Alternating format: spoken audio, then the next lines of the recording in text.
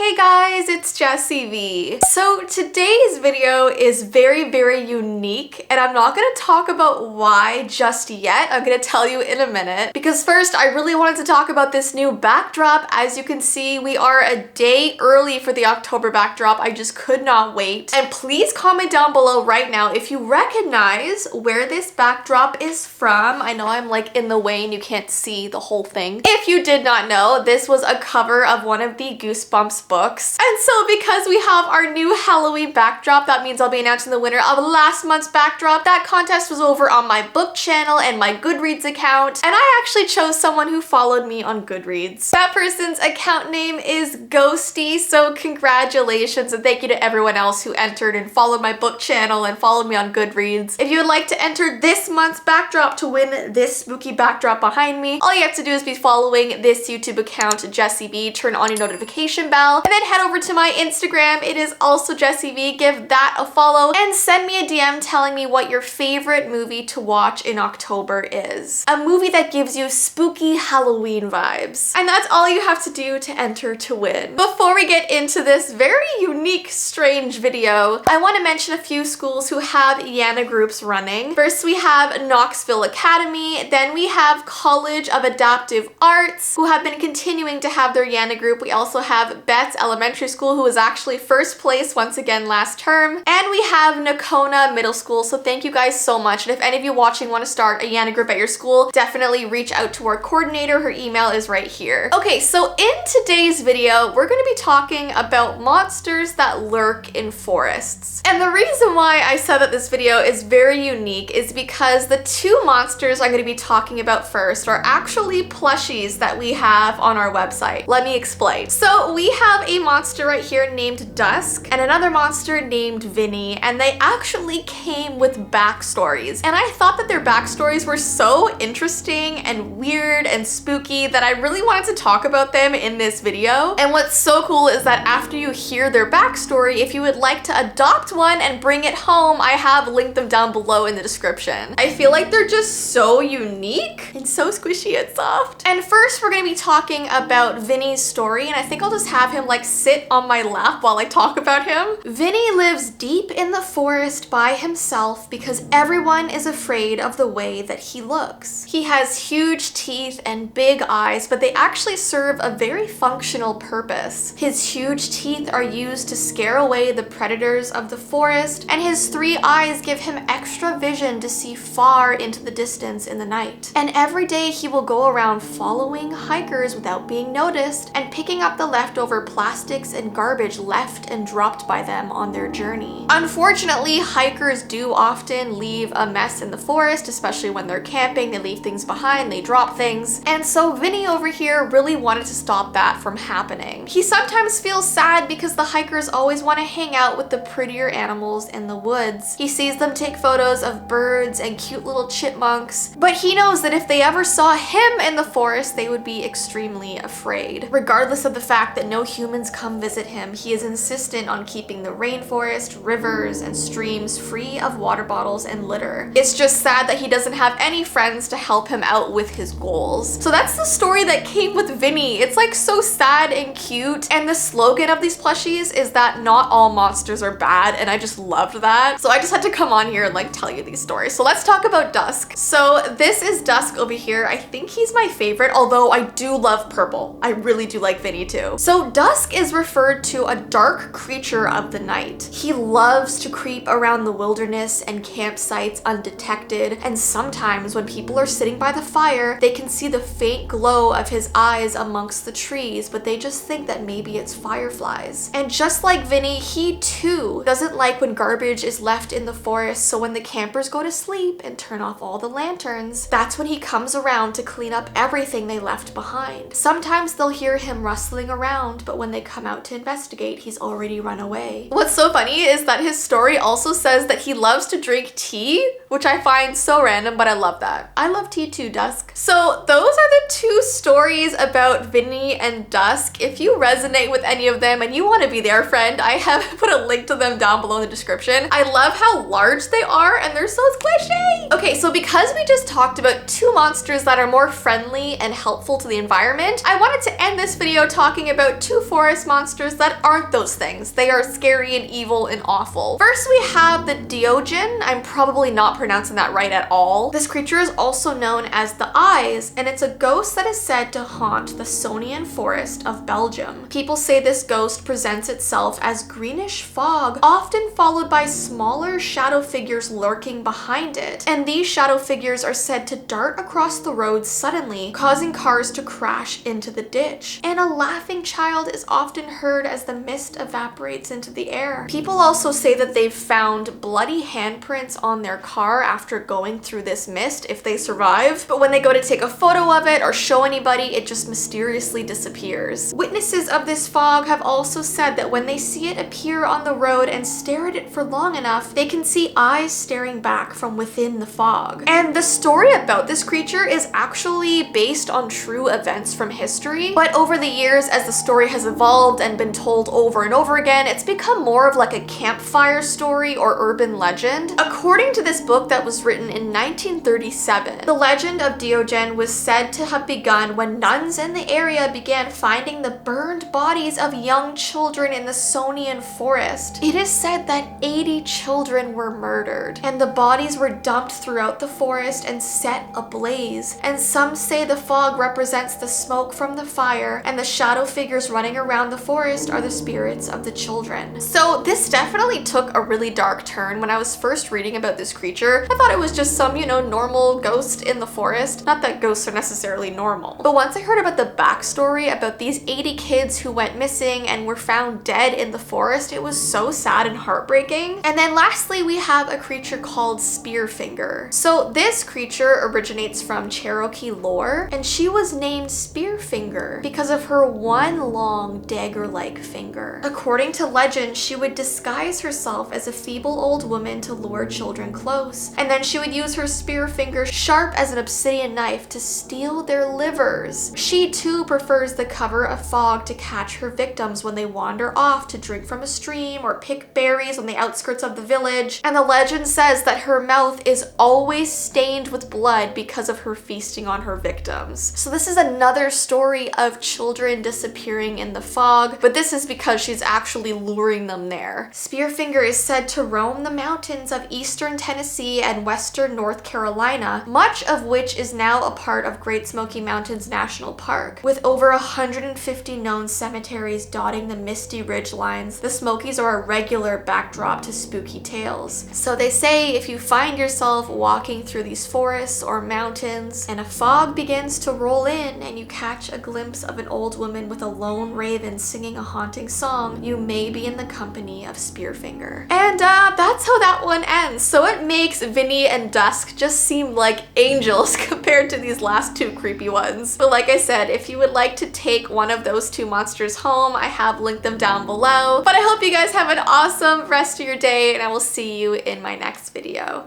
Bye!